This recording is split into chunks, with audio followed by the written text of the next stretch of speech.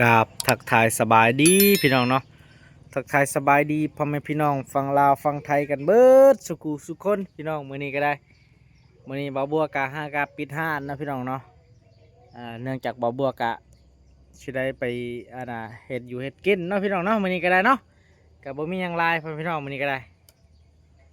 มื้อนี้ก็สิมาเฮ็ดกินเขียดนะพี่น้องเนาะมื้อนี้เนาะนี่เขียดนะพี่น้องเนาะ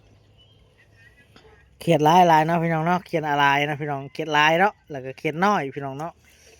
พี่น้องฟังไทยเอิ้นว่าเขียดอีหยังเนาะพี่น้อง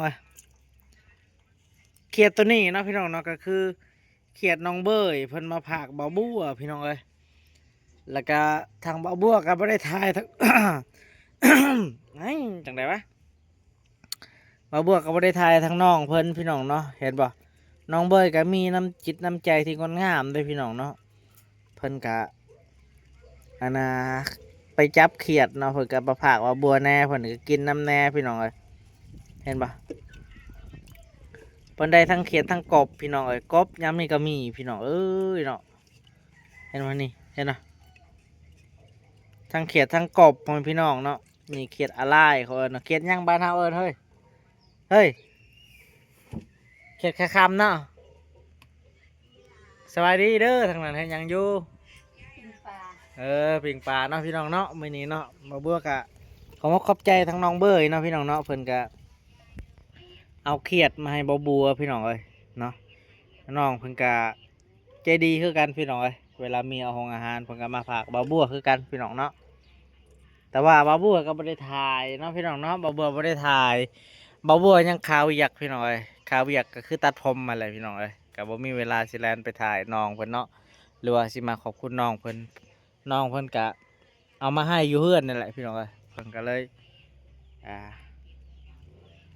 แบ่งปันนะพี่น้องเนาะแบ่งปันเล็กๆหน่อยๆนะพี่น้องเนาะอันนี้ก็ได้เนาะ เขียดกระไรเติบได้พี่น้องนี่เขียดขาค่ำลายนะพี่น้องเนาะเอาพี่น้องพังไทยเอิญว่าขีดอีกอย่างเนาะพี่น้องเนาะแต่ว่าบานบัวเอิญว่าเขียดขาค่ำเด้อพี่น้องเนาะเดี๋ยวบัวสิทำการเรียก่อนนะประมาณเรีย บัวสิทำการเลือกก่อนเนาะคัดเลือกก่อนตัวใดกินใดกะบัวกินแต่เขียดน้อยนะพี่น้องเนาะนี่พี่น้องเขียดน้อยบัวเลือกกินแต่เขียดน้อยได้บัวมักได้เขียดน้อยบัวนี่โอ้ยพี่น้องดุได้น้องเบยเพิ่นเนาะพี่น้องเพิ่นก็หาอยู่หากินเนาะเพิ่นบ่มาหาค่ายนะพี่น้องเนาะเพิ่นบ่ค่ายหรือว่าจังไดเนาะ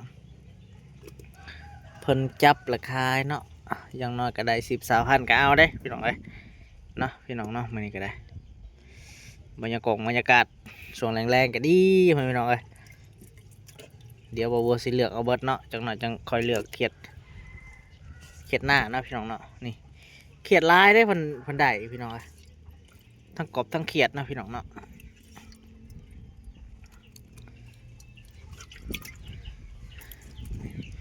เห็นปะลายได้พี่น้องบัวเพิ่นไปจับอยู่ใส่เนาะนี่กบก็มีอีกอย่างนี้เห็นมาพี่น้อง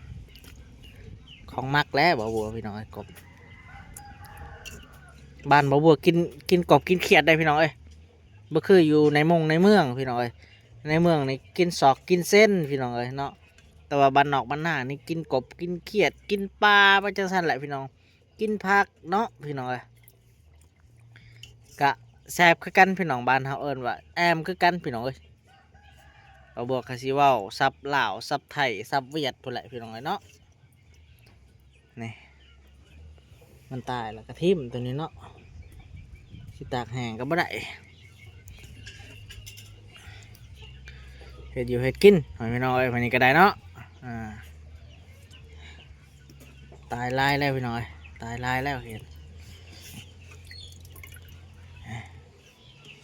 บัวสิทำการแกงพี่น้องถ้าจริงหันค่ะว่ามีเป็นอันนั้นมกนะพี่น้องมกเขียดแห้งแสบพี่น้องเนาะ น้องเบยเพิ่นก็เอามาพากพี่น้องเอามาให้บัวพี่น้องเพิ่นก็ดีใจดีอกใจดีคือกันพี่น้องมันดีอกดีใจ บวกก็ขอบอกขอบใจทั้งน้องคนหลายๆพี่น้องเอ้ยเนาะคือว่าได้ยินแววๆทั้งน้องเพิ่นก็มาหาบ่บัวเนาะเมื่อกี้เนาะพี่น้องเนาะเอาละกะขอบมกขอบใจพ่อแม่พี่น้อง FC เด้อเนาะที่ติดตามรับส้มเบาบัวแล้วก็เป็นกำลังใจให้เบาบัวเด้อพี่น้องเอ้ยเนาะหลายคู่หลายคนอยากให้เบาบัวไปถ่ายเหือนน้องเบ้ยพี่น้องเอ้ยมื้อนี้เบาบัวก็บ่ได้ไปเด้อพี่น้องเอ้ยเนาะว่างๆกันเด้อเนาะก็จะว่ากันเนาะพี่น้องเนาะเพราะว่าเบาบัวก็บ่ค่อยมีเวลาเด้อเนาะพี่น้องเอ้ยนี่บรรยากาศเนาะก็ดีเลยพี่น้องเอ้ยเนาะนี่อันนี้ก็คือส่วนพักเด้อพี่น้องเอ้ยเนาะส่วนพักหญ้าคาขี้งได้พี่น้องเอ้ยขายได้พี่น้องเนาะขายได้นี่ได้ลายอยู่ได้พี่น้องได้ขายอยู่ได้ผักนี่จนว่าบ่ทันนะพี่น้องเอ้ยเพราะว่าขายแบบว่ามันขาดนะเอานำบ่ทันนะพี่น้องเอ้ย เฮ็ดส่วนน้อยๆพี่น้องแต่ว่าก็ได้ขายพี่น้องสถานที่มันน้อยเนาะพี่น้องเนาะสถานที่บ่หลายพี่น้องเอ้ย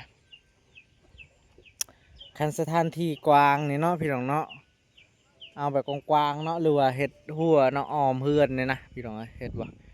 เฮ็ดหัวใส่ตะนางคือน้องเบยออมหูออมเฮือนเลยเนาะพี่น้องก็สามารถแบบว่าได้คือกันพี่น้องพอได้กันงัวควายอยู่พี่น้องเอ้ยกันแบะอยู่เนาะแต่ว่าอันนี้ก็สามารถกันได้ฮอดอันนะเป็ดไก่พุ่นเลยพี่น้องเนาะนี่ผักพวกนั่นก็มักแตงนะพี่น้องก็ได้ขายนะพี่น้องว่าจะส่งเขาไปตลาดนี่ก็โอ้ยญาติกันเอาพี่น้องญาติกันซื้อพี่น้องเอ้ยเนาะมักแตงก็ได้พี่น้องเอ้ยสถานที่กับ่ได้หลายดอกพี่น้องเอ้ยแต่ว่าก็พอได้ขายอยู่เนาะคันว่าเฮาดุเฮาขยันนะพี่น้องเอ้ยเนาะพอได้ขายอยู่พอได้เสือเกลือเป็นนัวอะไรพี่น้องเอ้ยเห็นป่ะบรรยากาศตอนเศร้าๆนะพี่น้องเอ้ยนั่นก็เฮือนข้างบ้านนะพี่น้องเนาะแต่สิประมาณนั้นพี่น้องเอ้ยบรรยากาศเนาะบรรยากาศแบบบ้านๆนะพี่น้องเอ้ยนี่บ่มีหยังไรนะใช่กระทะใช่ใส่ต้มหอมต้มหอมกระทะนะกระทะแปลว่ากระทะตัวเฮาอันนั้นนะพี่น้องตัวเฮาทอดนะบ่เฮ็ดนะแล้วยังกินแรงนี่ฮะเขียดว่าออมเขียดว่าออมเขียดนะพี่น้องเอ้ยเอาพี่น้องกสิประมาณนั้นเด้อพี่น้องเอ้ยมื้อนี้กับบ่าวบัวกสิมาขอมกขอบใจเนาะมื้อนี้บ่าวบัวกสิบ่ได้ถ่ายเห็นบ่าวบัวบ่ได้ใส่เสื้อพี่น้องถอดเสื้อเนาะหนาวแสกๆแต่ว่าบ่าวบัวกับบ่หนาวพี่น้องอากาศร้อนเนาะสำหรับบ่าวบัวเนาะก็ต้นก็โตบ่าวบัวมักแบบมันร้อนนะพี่น้องเนาะคือแบบอันนั้นนะพี่น้องคันยามร้อนแห้งร้อนเนาะบ่าวบัวเป็นคนอ้วนเนาะพี่น้องเลยบ่ย่านความหนาวพี่น้องเอากะสิประมาณนั้นเด้อพ่อพี่น้องเนาะมื้อนี้ก็ได้บ่าวบัวกะสิมาขอมกขอบใจพ่อพี่น้องFCที่ติดตามบ่าวบัวแล้วก็ให้กำลังใจบ่าวบัวเด้อพี่น้องเอ้ยเอารอส้มรอลุ้นไปนำกันพี่น้องเอ้ยว่าสิเป็นจังได้เนาะพี่น้องบ่าวบัวสิได้เดินสายใดพี่น้องเนาะแต่ว่าที่แน่ๆบ่าวบัวกับพี่กัดที่สายตัดผมพี่น้องตัดผมก็ทำว่าอะไรได้ดีบ่พี่น้องก็บ่ได้ดีแต่ว่าก็พอดีเรื่องปากลูกมีอะไรพี่น้องเนาะก็บ่ได้หลายดอกพี่น้องแต่ว่าอีกอย่างเราก็บ่ได้เดินทางไกลพี่น้องบ่บัวเป็นคนที่บ่มักไปไสนะบ่มักเดินทางไกลมันเมื่อยนะพี่น้องเดินทางไกลก็ได้เอาพี่น้องเนาะสำหรับคลิปนี้บ่บัวก็สิได้ปิดคลิปไว้เพียงเท่านี้ก่อนพี่น้องเอ้ยก่อนอื่นก็อย่าลืมฝากกดไลค์กดติดตามเด้อพี่น้องเอ้ยมื้อนี้ก็ได้บ่บัวก็สิได้เฮ็ดอยู่เฮ็ดกินก่อนพี่น้องเนาะมีแต่ทายให้พ่อแม่พี่น้อง FC เบิ่งว่าเขียดน้องเบยได้หลายเนาะพี่น้องเอ้ยเอาคลิปนี้บ่บัวก็สิขอกล่าวคำว่าสบายดีเด้อสบายดีเด้อพี่น้องเอ้ยเนาะเอาบ๊ายบายพี่น้อง